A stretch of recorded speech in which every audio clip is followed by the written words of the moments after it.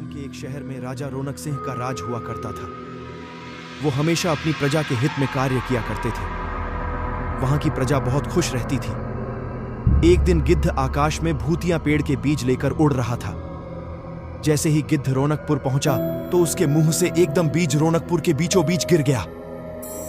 बीज भूतिया था, इसलिए अगले ही दिन वो पौधा बन गया।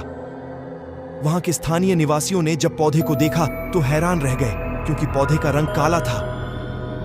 बाद में लोगों ने आपस में चर्चा की और यह समझा कि खेत में उगने वाला कोई घास पात या वनस्पति होगी। दूसरे दिन वो पौधा काफी बड़ा हो गया। लोगों को और ज्यादा दुविधा हुई कि एक ही दिन में ये पौधा इतना बड़ा कैसे हो गया। होते होते वो पौधा तीसरे दिन पेड़ बन गया। समय बिता और लोग भी तेजी से बढ़ने वाले पौधे के बारे में सोच सोचकर परेशान हो रहे थे। वो इस मामले को राजा के पास लेकर गए। ऐसे जादुई पौधे का पता चलते ही राजा तुरंत उस जगह पर पहुंच गए। राजा को जैसे ही पता चला कि एक काले रंग का पौधा 3 दिन में पेड़ बना है, तो वो भी उस पेड़ को हैरानी से देखने लगे। राजा उस पेड़ के पास चौथे दिन पहुंचे थे और तब तक पेड़ और बड़ा हो चुका था। वो इतनी तेजी से फैला था कि किसी को यकीन ही नहीं हो रहा था। राजा समझ गए थे कि का रंग काला है, इसमें जरूर कुछ जादू टोना होगा। इसी सोच के साथ राजा ने घोषणा कर दी कि जो भी इस पेड़ को खत्म करेगा उसे वो इनाम के तौर पर 1000 सोने के सिक्के देंगे। यही नहीं, राजा ने यहां तक कहा कि पेड़ को खत्म करने वाला व्यक्ति मेरी मृत्यु के बाद मेरी राजगद्दी पाने का हकदार भी बनेगा। इतनी बड़ी घोषणा सुनने के बाद हर कोई पेड़ खत्म करने के लिए अपना दिमाग लगाने लगा। राजा के सारे चतुर मंत्रियों ने भी तरकीब लगाई, लेकिन पेड़ को कोई भी नष्ट नहीं कर पाया।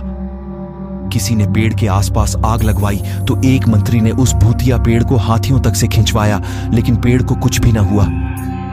अब लोगों के मन में डर बैठ गया और उन्हें लगा कि पक्का ये ऐसा वैसा नहीं बल्कि भूतिया पेड़ है। तभी उस गांव के एक समझदार व्यक्ति को राजा की घोषणा का पता लगा।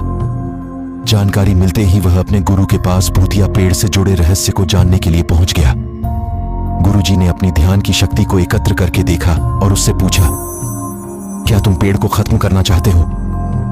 समझदार व्यक्ति ने जवाब दिया, हाँ गुरुजी। सब उससे परेशान हैं। गुरुजी ने बताया कि उसे खत्म करने का एक ही तरीका है। इसके लिए तुम्हें उस पेड़ के आसपास नमक डालना होगा। इस तरकीब के बारे में जानते ही वो व्यक्ति तेजी से राजा के पास गया और कहा कि इस पेड़ के आसपास आपको नमक डलवाना होगा। ऐसा करने पर ही यह पेड़ खत्म होगा। राजा ने अपने सैनिकों को ठीक ऐसा ही करने को कहा। सैनिकों ने मिलकर पेड़ के चारों ओर खूब सारा नमक डाल दिया।